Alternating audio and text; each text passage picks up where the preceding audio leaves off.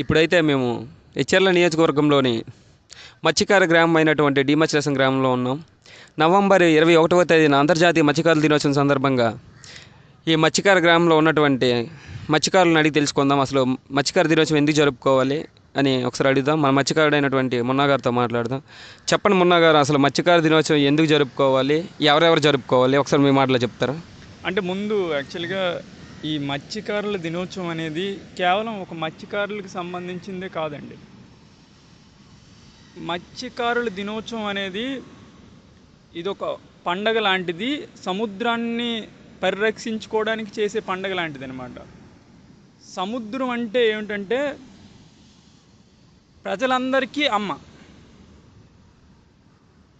మనకి ఫస్ట్ ఒక జీవి ఉద్భవించింది, ఒక జీవి పుట్టింది సముద్రం నుంచే పుట్టింది. అలాగలా పరిణామం చెందుతూ మిగతా అన్ని జీవులు ఉద్భవించి చివరిగా మనుషులుగా పరిణామం చెందారు. సో ఈ ఇప్పుడున్న మనుషులందరూ వచ్చింది సముద్రం నుంచే కాబట్టి సముద్రం అనేది అందరికీ అమ్మలాంటిది. కాబట్టి అంతర్జాతీయ దినోత్సవాన్ని అందరూ సెలబ్రేట్ చేసుకోవాలి. మీరు ఎప్పుడైనా సముద్రం ఒడ్డుకి వెళ్ళి కూర్చొని ఉంటే మీకు ఒక సెక్యూరిటీలాగా ఉంటుంది. అంటే అమ్మ ఒళ్ళో ఉన్న సెక్యూరిటీ కలుగుతుంది, అమ్మ ఒళ్ళో ఉన్న ఫీలింగ్ కలుగుతుంది. ఆ అలలకి అమ్మ ఒడిలో ఉండి అలలు ఏదో మనకి జోలపాట పాడుతున్న ఫీలింగ్ కలుగుతుంది. ఎందుకంటే మనం ఆ అమ్మ దగ్గర నుంచి వచ్చినాం కాబట్టి. సో ప్రతి ఒక్కరూ ఈ నవంబర్ 21వ తారీఖున మత్స్యకారుల దినోత్సవాన్ని సెలబ్రేట్ చేసుకోవాలి. ఇప్పుడున్న సముద్రం పరిస్థితి, మన అమ్మ పరిస్థితి బాగాలేదు. విపరీతంగా ప్లాస్టిక్తో నిండిపోయి ఉన్నది, విపరీతంగా కాలుష్యం అయిపోతూ ఉన్నది. మన తల్లిని కాలుష్యం నుంచి సంరక్షించుకోవడానికి, వీటి మీద అవగాహన తేడానికి మనము ఈ మత్స్యకారుల దినోత్సవాన్ని మరికొద్ది ఘనంగా జరిపించుకోవాలి. ఇలాంటి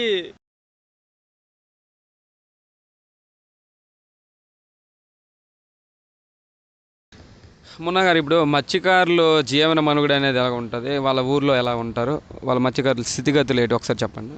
అంటే మత్స్యకారులకి ఒక ట్రెడిషన్ ఉంటుందండి. అంటే మీరు మన పురాణాలు తీసుకున్నప్పటికీ కూడా ఏమంటే మత్స్యావతారం అనేది మొదట వచ్చింది. ఇందాక మీకు చెప్పాను, ఒక జీవి ఉద్భవించింది ముందు సముద్రం నుంచి అని. అలాగే దేవుళ్ళు ఉద్భవించింది కూడా ఫస్ట్ మత్స్యావతారం నుంచే. అలాగ మళ్ళీ పరిణామం చెందుతాం. సో వీళ్ళు నమ్మినంతగా దేవుడిని ఎవరు నమ్మరు. అందుకనే ఈ మత్స్యకారుల పేర్లలో కూడా ఎక్కువగా దేవుడి పేర్లు ఉంటాయి. రాముడని, సీతమ్మని, అప్పన్నని, ఇలాగా ఇవన్నీ దేవుడి పేర్లే ఉంటాయి. అంతేకాదు, మీరు మహాభారతం చూసుకున్నా కూడా మనకి అదే గంగాదేవి గారు లేకపోతే భీష్ముడు లేరు, భీష్ముడు వాళ్ళు లేకపోతే మహాభారతమే లేదు. సో ప్రతి పురాణానికి ఈ మత్స్యకారులకి లింక్ అయి ఉంటుంది. ఎందుకంటే స్టార్టింగ్ పాయింట్ ప్రతిదానికి సముద్రమే, స్టార్టింగ్ పాయింట్ ప్రతిదానికి మత్స్యకారులే కాబట్టి. సో కాబట్టి అందరూ తెలుసుకోవాల్సిన విషయం ఏంటంటే మత్స్యకారులను గౌరవించాలి. మత్స్యకారులు ఏ రకంగా ట్రెడిషన్ పరంగా కానివ్వండి, లేదా ఇంకే రకంగా అయినా మరొకరి కంటే తక్కువ కాదు. ఎవరైతే వీళ్ళని గౌరవించుతారో వాళ్ళు తాతల్ని గౌరవించుకున్నట్లు పరిగణించాలి.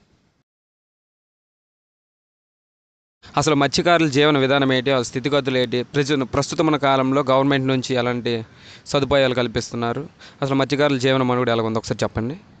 అంటే ఈ మత్స్యకారుల గురించి ఇప్పుడు చెప్పడం కాదండి, అసలు స్టార్టింగ్ మత్స్యకారుల పరిస్థితి ఎలాగ ఉండేదని చెప్తాను. మత్స్యకారులలో దాదాపు ఒక 14 కమ్యూనిటీస్ ఉన్నాయండి. అందులోని మీరు అగ్నికుల క్షత్రియులు అంటారు, అందులో ఉపకులం అది.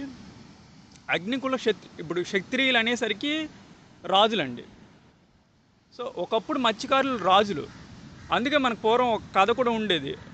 అనగనగా ఒక రాజు వేటకి వెళ్ళాడు, 7 చేపలు తెచ్చాడు, ఒకటి ఎండలేదనేసి. సో ఎవరైతే యాట చేస్తారో వాళ్ళు క్షత్రియులు అనమాట. సో మత్స్యకారులు అనేటోళ్ళు రాజులు. అంతేకాదు, మళ్ళీ మత్స్యకారుల కులంలోనే ఓడబలిజీలు అని అంటారు.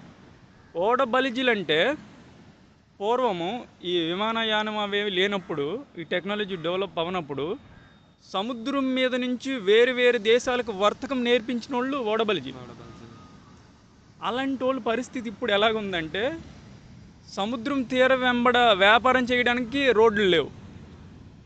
ఖచ్చితంగా పోనీ మత్స్యకారులు అంటే సముద్రం మీద ఆధారపడి బతికేవాళ్ళే కాబట్టి సముద్రంలో వేటకెళ్ళి బతుకుదాం అనుకుంటే విపరీతంగా కాలుష్యం అయిపోయి ఎటువంటి మత్స్య సంపద దొరకట్లేదు. అంతేకాదు వీళ్ళని రాజకీయంగా, ఎడ్యుకేషన్ పరంగా, ఉద్యోగాల పరంగా చాలా బ్యాక్వర్డ్ చేస్తూ వీళ్ళు డెవలప్ అవ్వకుండా ఉండాలి అనే ఉద్దేశంతో వెనక్కి తొక్కేస్తూ ఉన్నారు.